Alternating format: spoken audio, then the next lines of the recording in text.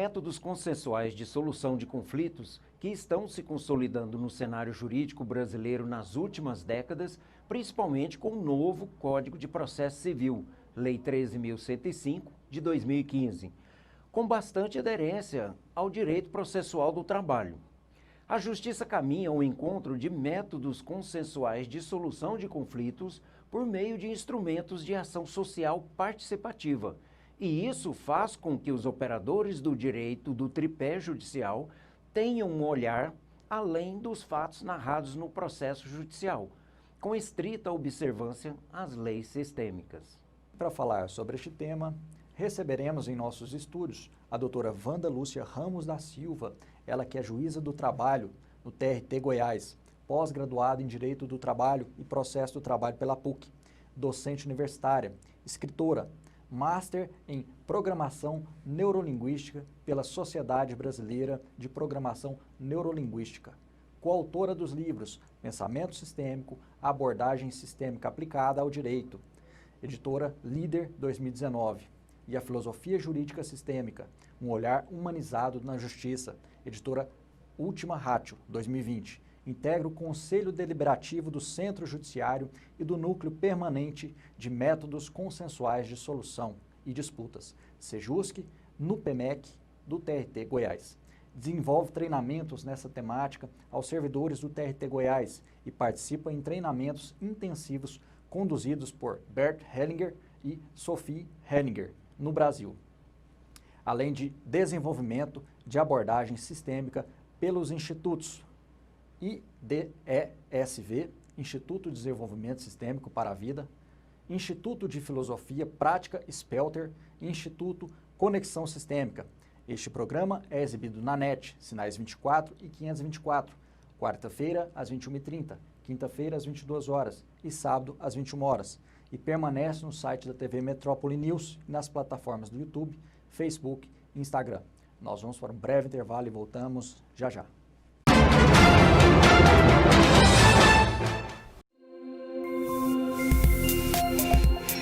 Você está assistindo Metrópole News TV.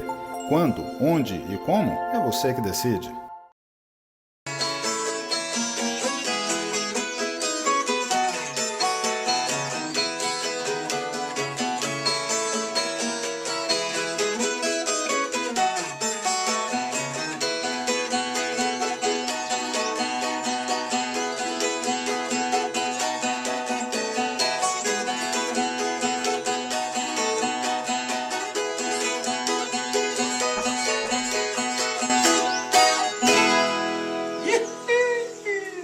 Situada na cidade de Goiânia, a Dinastia Contábil conta com uma equipe formada por profissionais altamente capacitados. Aberturas de empresas, departamento jurídico, departamento de marketing, abertura de conta bancária, cartão BNDES. Dinastia Contábil, o nosso trabalho é dedicado à prosperidade de nossos clientes. Avenida Transbrasiliana, número 55, setor Nova Suíça, Goiânia. Telefones 3624-8008 ou 3624-8088.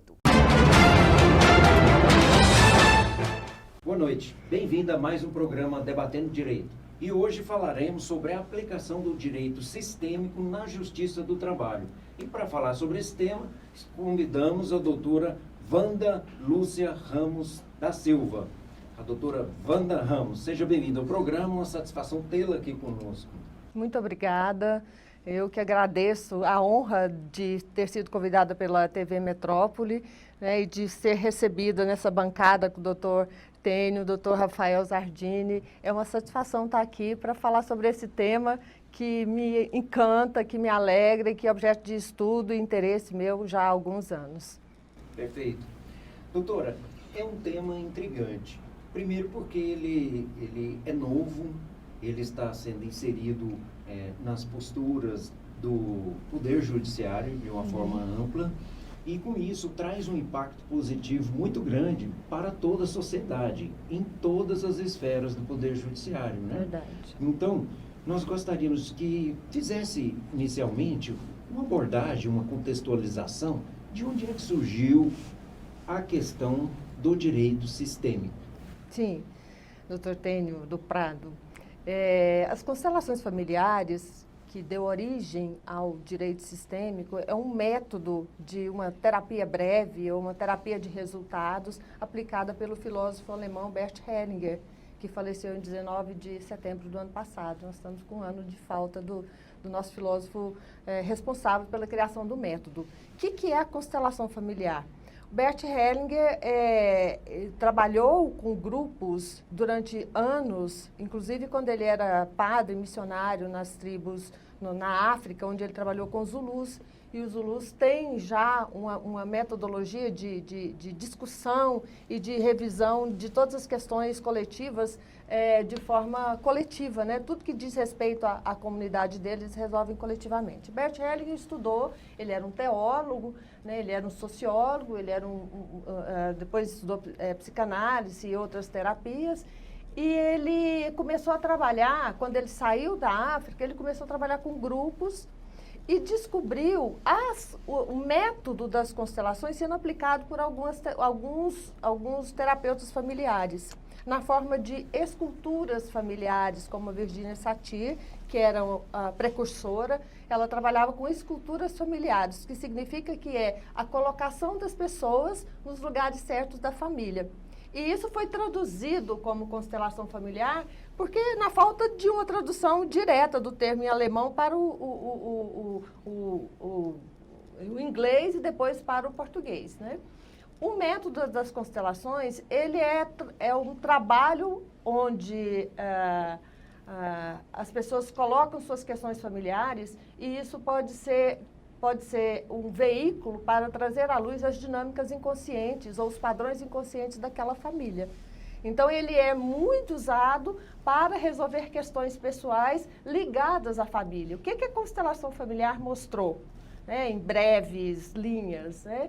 Que todos os nossos relacionamentos, eles têm origens, ou eles têm vínculos inconscientes. Freud já tinha dito isso 100 anos atrás, né? Freud já tinha mostrado como o nosso inconsciente e a nossa vida infantil nos influencia e influencia nossas escolhas de adultos, nossos relacionamentos adultos.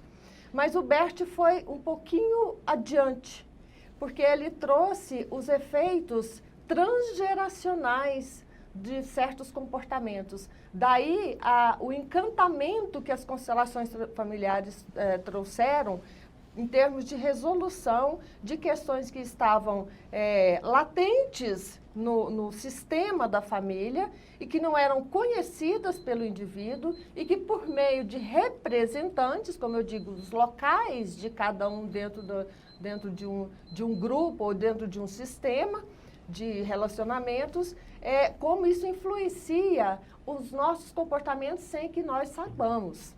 Então, as constelações são usadas como método terapêutico, breve, voltado à solução. Ele não se propõe, por exemplo, a ser um método terapêutico longo, como as terapias comuns, como a psicanálise, como terapia comportamental, ou outros métodos que nós temos. Não, as constelações familiares não resolvem a vida do indivíduo. Elas trazem à luz as dinâmicas inconscientes, mostram o que atua naquele comportamento, mostram onde o indivíduo está, e aí eu vou usar um termo que é muito caro às constelações, onde o indivíduo está emaranhado, ou seja, onde no comportamento dele, ele está ligado a questões do vínculo familiar. E o que se pode fazer para se dar alguns passos de resolução. Isso é a constelação familiar. Isso foi o grande legado do Bert Hellinger. Como isso veio parar no Brasil, né? Bert Hellinger começou a correr mundo e nós, os brasileiros, fomos atrás dele na Alemanha durante anos e anos. Eu conheci o trabalho do Bert Hellinger em 2001, mas desde 99 ele já estava vindo no Brasil e isso começou a se espraiar por outras áreas do conhecimento. Então, foi usado na medicina, foi usado nas escolas, a educação sistêmica com muita propriedade, né, colocando a questão dos lugares certos dos alunos perante os próprios professores, né, isso foi uma bênção para a educação. foi usado nas organizações, como, por exemplo, né, o doutor Zardini, que tem uma experiência com empresas muito grande, é muito útil nas organizações das constelações, porque mostram, por exemplo, a importância da anterioridade das pessoas que chegam, o fundador, o gerente, e a importância de cada pessoa dentro daquele organismo. E, finalmente, chegou ao judiciário. Chegou ao judiciário propiciado pela, nós sabemos, do campo do direito, que é nosso instrumento mor para recepcionar os aportes transdisciplinares da psicologia, da teoria da comunicação, é a Resolução 125 do CNJ, de 2010. Né? Quando veio à lume a Resolução 125, os operadores do direito começaram a se haver com a questão da mediação e com algumas ferramentas da psicologia, da programação neurolinguística e da teoria da comunicação, para poder acolher as pessoas de uma forma diferente. Nós sabemos que a Resolução 125, ela chancela aquilo que Harvard trouxe lá como sendo, daquela conferência em 76, como sendo o Fórum Múltiplas Portas. Então, o judiciário, pelas mãos do CNJ, ou pelo poder do CNJ, começou a se abrir a outras portas de solução de conflitos.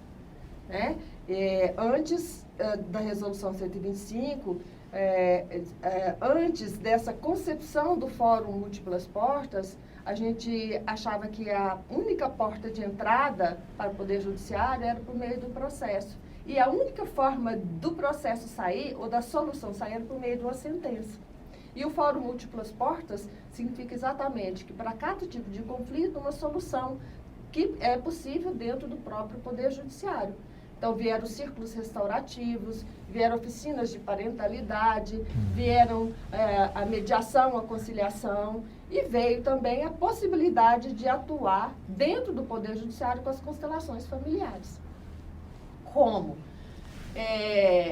Como a constelação, como eu disse, como método breve de solução, ela mostra dinâmicas. E isso mostra dinâmicas dentro da empresa, isso mostra dinâmicas dentro da sua família, isso mostra dinâmica dentro da escola. Por que não mostraria dinâmica dentro de um relacionamento que se faz num processo entre as partes?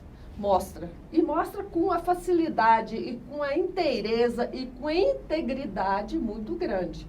E o juiz Sam Stosch, que é do Tribunal de Justiça da Bahia, fez um projeto pioneiro em 2012, onde ele juntou, ele era juiz de vara de família na época, ele juntou alguns processos e fez uma oficina, fez um mutirão de processos. E ele obteve simplesmente 100% de acordo naqueles processos em que as duas partes e seus advogados estiveram presentes nesse mutirão, usando exercícios e técnicas da constelação familiar. Então, ele não só solucionou o processo que ele, digamos, para usar um termo próprio do campo, né, que ele constelou, ou que ele colocou a dinâmica à luz, como influenciou os outros também, né? Pois é, ou seja, isso para a sociedade, para o demandante que busca a prestação jurisdicional, ele deixa de ter uma sentença imposta, condenatória, para obter uma sentença homologatória com base na vontade das partes, depois de conscientizadas. Seria essa a perspectiva, né? Essa é a perspectiva, doutor Tênio. Essa é exatamente a perspectiva. Está demonstrado já pelos estudos da teoria do conflito que as partes se engajam, elas cumprem aquilo que elas participaram, que elas tiveram a oportunidade de decidir. Então, o índice de sentenças descumpridas é altíssimo. O índice de acordo descumpridos é baixíssimo, porque a pessoa teve a oportunidade de se engajar e de se empoderar na própria solução, na solução de suas próprias questões. Por isso que a conciliação, a mediação, as soluções consensuais de conflito surgiram e estão se tornando a pedra de toque do Poder Judiciário. Hoje a gente não pode mais gastar, a União não pode mais gastar dinheiro criando varas, abrindo concurso para juiz, abrindo concurso para servidor, aumentando a máquina, a sociedade não aguenta mais. Então, em vez de fazer mais do mesmo, a gente tem que fazer diferente, né? Eu estou aqui agora no Tribunal do Trabalho, nós estamos terminando o segundo curso de formação de conciliadores de 100 horas de duração. E eu estou fazendo revisão, que eu participei do plano pedagógico desse curso, e eu estou assim, eu sou muito encantada com isso. Eu estou encantada com a forma como os conciliadores, esses que já atuam no Sejusc, se vocês quiserem saber mais ou menos como funciona o Sejusc, se der tempo a gente pode falar um pouquinho. O Sejusc nosso é a porta de entrada das partes dos advogados, né? É um servidor que recebe. Como que eles atuam no Sejusc de forma a empoderar as partes, doutor Tênio, exatamente como o senhor falou, né? Uma solução que é propiciada, ou que é conseguida, ou que é alcançada pela própria parte, ela tem força, porque a pessoa participa disso, né?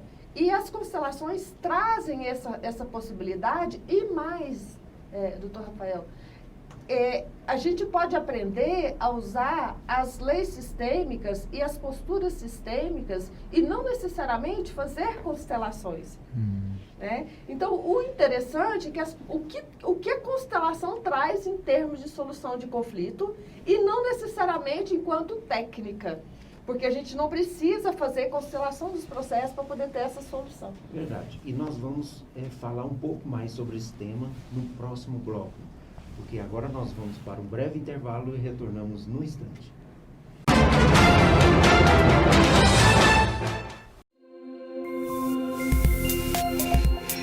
Você está assistindo Metrópole News TV.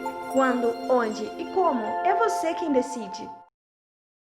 Em Goiânia, desde 2010, a Capital Mídias é hoje uma das maiores empresas de mídia exterior de Goiás. E por ser a mais completa do segmento, é a única que oferece 4 mídias: painel de LED, painéis iluminados, outdoor e painel rodoviário. Por 4 anos seguidos, a Capital Mídias ganhou o prêmio Os Mais Influentes da Comunicação de Goiás. E se tornou referência quando o assunto é mídia exterior.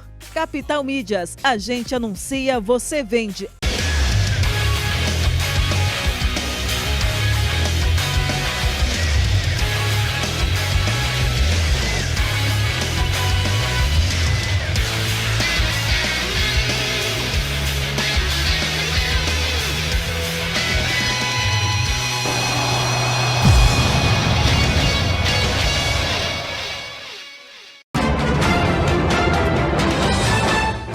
De volta do intervalo, hoje recebendo a doutora Wanda Ramos, falando sobre a aplicação do direito sistêmico na Justiça do Trabalho. Doutora Wanda, esse método, ele tem algumas leis, né? Quais são? O que são as leis sistêmicas? Então, as leis sistêmicas, doutor Rafael, é a filosofia que orienta o trabalho das constelações. Então, uma coisa está ligada umbilicalmente à outra. Mas a constelação, como sendo um método, uma ferramenta, ela pode ou não ser aplicada. O mais importante quando a gente ensina esse tema, quando a gente aplica isso, ou quando a gente usa isso nas audiências, o mais importante é a postura que a gente aprende a partir daquilo que a gente chama de leis sistêmicas, ou que o Bert Hellinger chamava amorosamente de ordens do amor. Por quê? Porque não basta ter amor. O amor, para ele dar certo, é uma relação para ela ser frutífera e prosseguir, ela precisa de ordem. Ela precisa do obedecimento de alguns critérios, né? E tanto o índice de casamento e divórcio está aí para comprovar, né? Assim, ou de contratos que são firmados e que depois redundam na Justiça do Trabalho, está aí para comprovar que realmente não basta querer para que a coisa frutifique e dê certo. Então, ela tem o caráter de lei exatamente pela sua obrigatoriedade, vamos dizer assim. Quer você acredite, quer não acredite, você está sob a injunção dessas leis. Quer você queira, quer não queira, se você quiser que o relacionamento dê certo, existe uma orientação, um critério a partir dessa filosofia ou ordens do amor, que são, para Bert Hellinger, primeiro, pertencimento. Você foi concebido numa família, olha só o que eu estou dizendo, você foi concebido numa família, você pertence a essa família. é obrigatório, é para sempre. Não é o nascimento que faz com que você pertença, é ser concebido que faz com que você pertença. E isso a gente pode ver nas nossas famílias, por exemplo, quando existe um aborto e esse filho não é contado na ordem dos irmãos. Isso é um exemplo clássico sobre como a exclusão, mesmo de um feto, gera distonia, gera desordem no sistema. O segundo filho, se ele é considerado o primeiro, ele fica, às vezes, sem um lugar na vida, com a sensação de que está procurando sempre ser respeitado, ou ser acolhido, ou achando o seu lugar. Muitas vezes isso tem origem, não estou dizendo que é sempre, mas muitas vezes tem origem nessa questão do pertencimento. Todo ser que foi concebido, ele pertence àquele sistema, né? A segunda lei é a ordem. Se ele pertence ao sistema, se ele foi gerado, se ele entrou no sistema, ele entrou num lugar. Esse lugar é definitivo, porque é somente a partir do nosso lugar que nós podemos fazer alguma coisa. Todo lugar impõe uma função. O lugar do advogado tem uma função, o lugar de pai tem uma função, o lugar de filho tem uma função, de irmão mais velho tem uma função, né? Então, nós viemos ao mundo para exercer o nosso papel a partir de um lugar. E esse lugar é na família, ele é determinado pela ordem de nascimento. E a terceira lei que rege o universo é a lei do equilíbrio. Ela é fantástica, porque a gente sabe que tudo que vai e volta, e as relações, elas se desenvolvem num balanço. As causas chegam na justiça do trabalho por causa de um desbalance nos relacionamentos. Ou um paga e o outro não presta o serviço contratado, ou ele presta o serviço contratado e um não paga. Ou paga mal, ou paga menos. E aí a gente atua na Justiça do Trabalho no reino do desequilíbrio, tentando reequilibrar. Na Justiça do Trabalho, as causas são muito nessa esfera do equilíbrio, que é a terceira ordem, ou terceira lei do amor, segundo Bert Hellinger, que eu costumo chamar também, em alguns artigos, de parâmetro de regularidade sistêmica. Tá? Na Justiça do Trabalho, a gente atua muito nessa questão de reequilibrar os relacionamentos que estão desequilibrados. Como é que um relacionamento se desequilibra? Exatamente quando um dá e o outro não é recíproco. Porque o contrato é sinalagmático. Você entrou voluntariamente, você se engajou num vínculo onde você tinha uma prestação a dar e o outro tinha uma prestação ele podia tomar aquelas horas e dar o equivalente que foi contratado.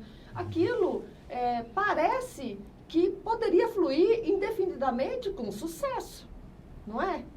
Mas aí, de repente, entra uma desordem no sistema. E a gente fica buscando reequilibrar. A desordem acontece quando um dá menos ou, paradoxalmente, quando um dá mais. Quando o empregado, por exemplo, dá mais do que aquilo que foi contratado e não recebe o equivalente, no caso das horas extras, por exemplo, gera um desequilíbrio. E aí ele fica bravo e quer sair. Ou então ele começa, como não foi reconhecido, ele começa a dar menos. E quando você dá menos, o outro com quem você está numa relação recíproca atende, porque vocês estão vinculados, atende e dá menos também. E aí gera a escalada negativa do conflito.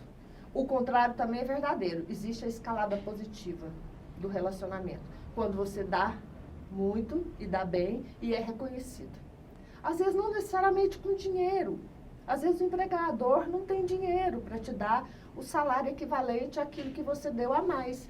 Mas ele te dá um reconhecimento, né? Ele te promove de posto. E aí vai numa escalada positiva do relacionamento. E a gente sabe que tem cases, né, que comprovam essa regra máxima de o dar e do receber, o dar recíproco, que são os casos das pessoas que entram em postos de menor exigência dentro de uma empresa e chegam a CEO, chegam a gerentes, chegam a líderes de sucesso das empresas. O que aconteceu com essas pessoas?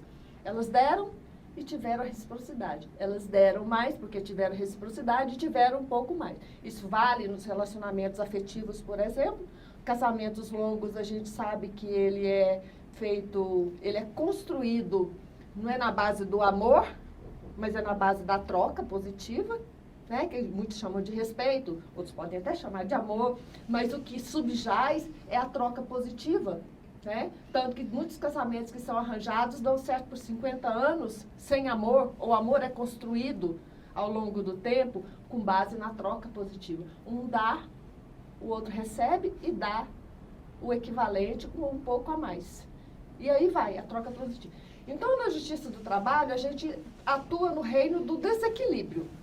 E aplicando essas leis sistêmicas, fica muito, muito, muito claro quando que a relação está disforme e onde que nós podemos atuar.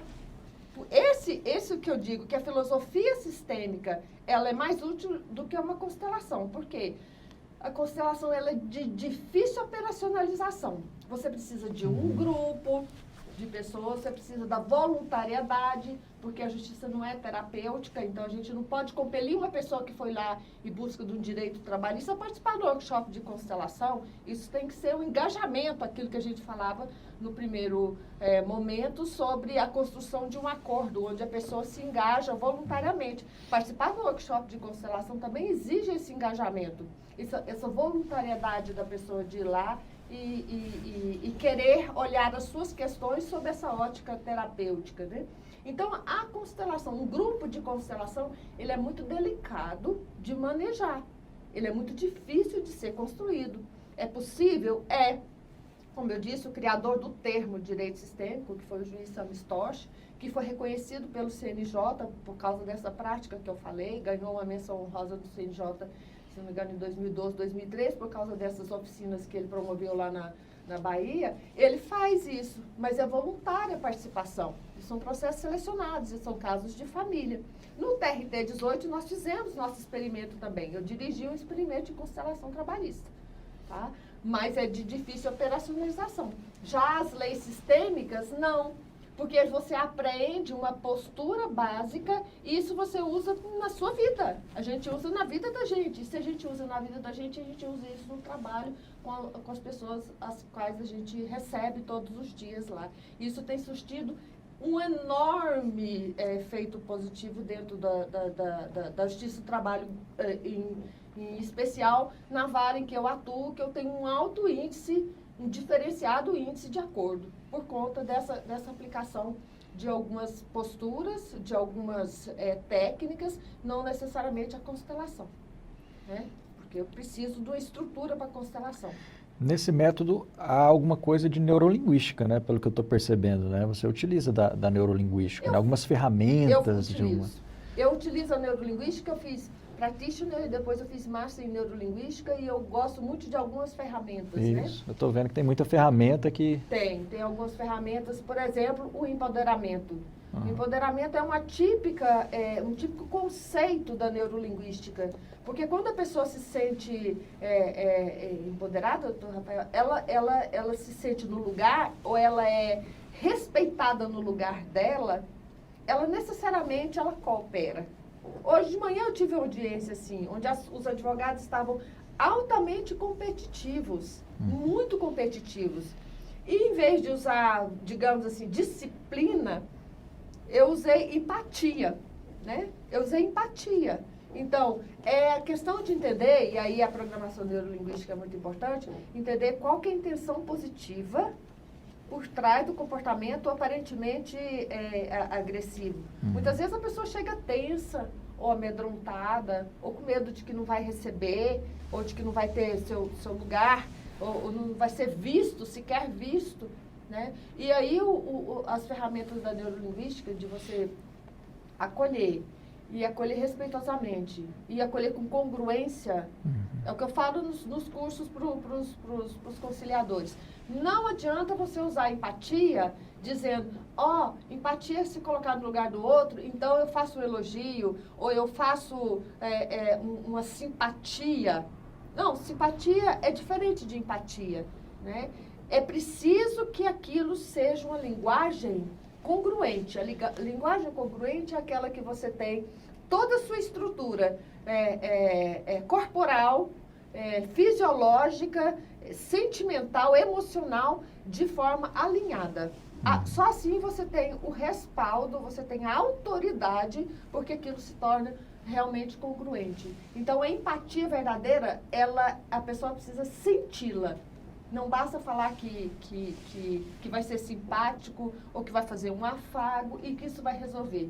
Porque se há alguma coisa que existe em termos de postura é o como, não é o que. Não é o que você fala. É o como você se comporta. E é isso que vai influenciar o outro. Não é o que você fala que influencia. É o que você sente de forma congruente que influencia o outro.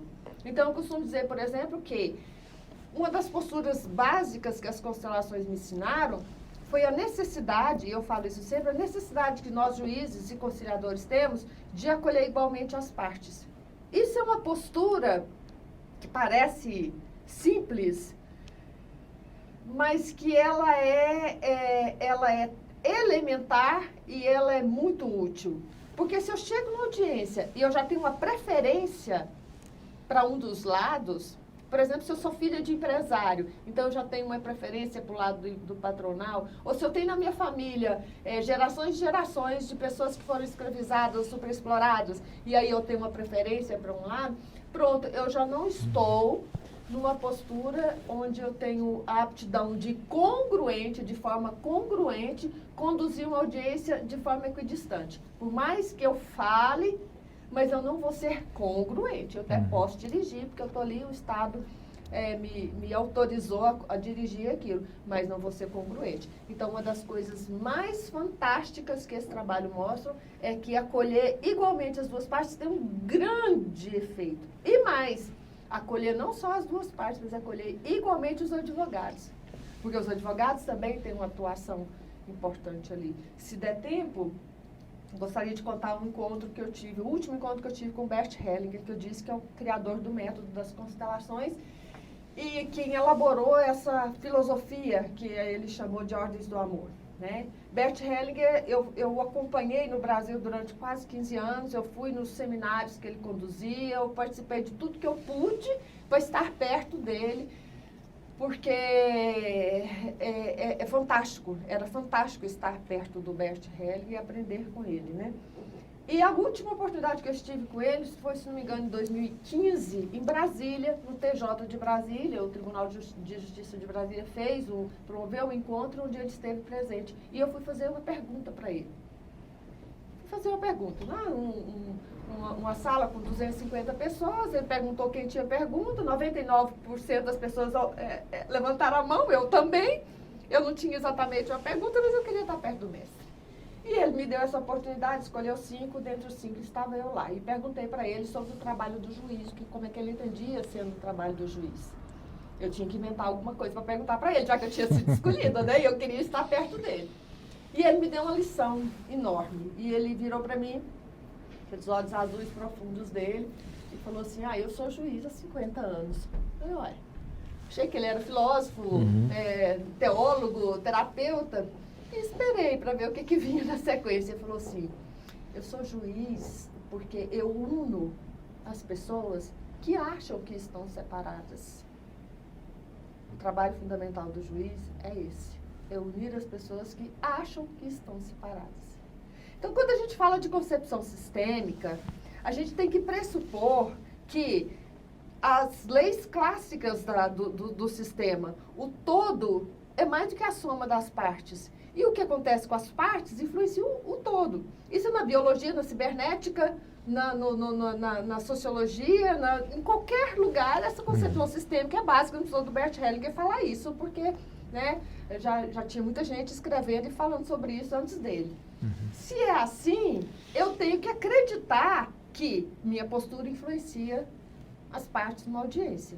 Mas que uma parte influencia a outra reciprocamente, porque elas estão ligadas num relacionamento. Então, elas acham que estão separadas. Por quê? Porque o direito separou também. O processo é cartesiano. O processo chama as pessoas como partes. E quando você chama as pessoas como partes, você já as separou. E você chega numa cadeira lá na justiça e coloca uma de um lado e outra do outro. E a mesa nem é redonda, só no Sejusc que é redonda. A mesa é quadrada e coloca as pessoas como adversárias. Mas no fundo, elas não são adversárias. Elas começaram uma história de afeto e expectativas. E a gente precisa reconhecer isso. Precisa reconhecer que elas tinham expectativa de que aquela relação fosse dar certo. Não importa que serviço que fosse ser prestado e qual que é o salário da pessoa ou o grau de escolaridade. Elas tinham expectativa de que aquilo fosse dar certo. Então, elas têm um relacionamento. Por que a gente não olha para isso e prestigia isso? Né? Muito interessante. Nós vamos para um breve intervalo e voltamos já já.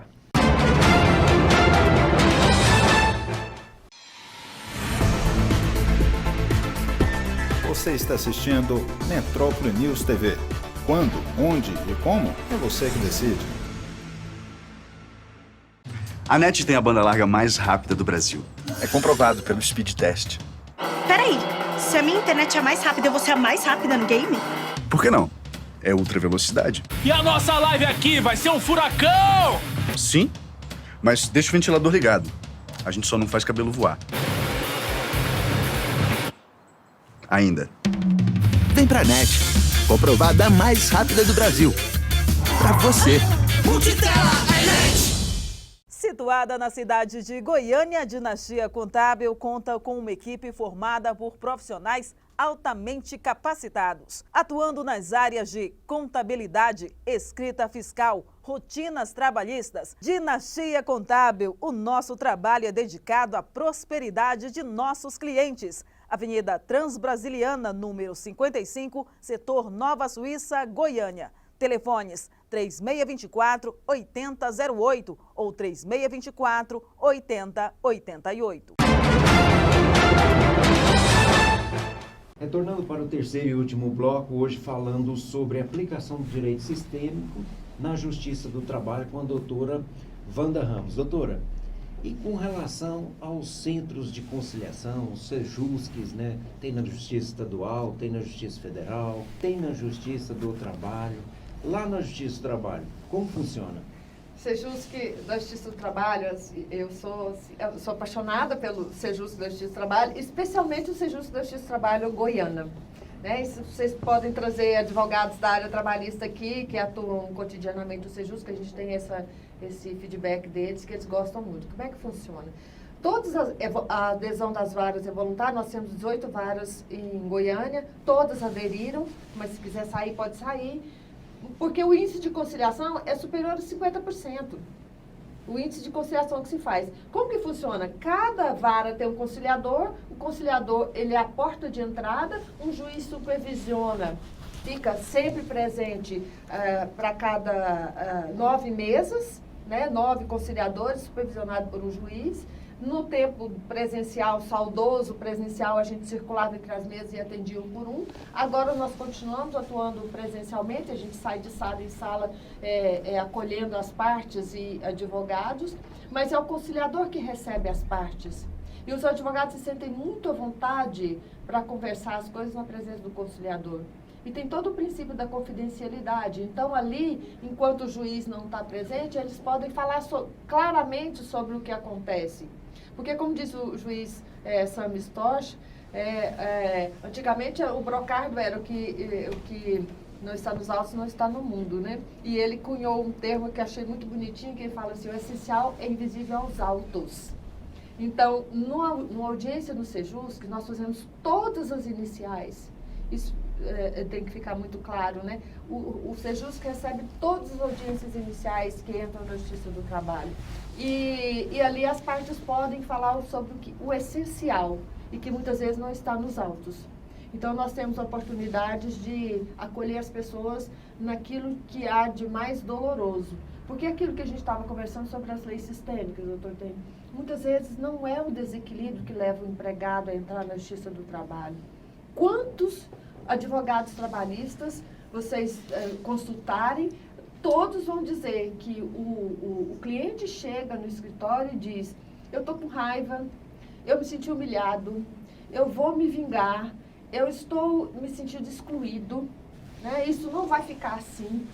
São sentimentos que muitas vezes está afeto a outras daquelas leis que nós falamos e que não o mero desequilíbrio financeiro.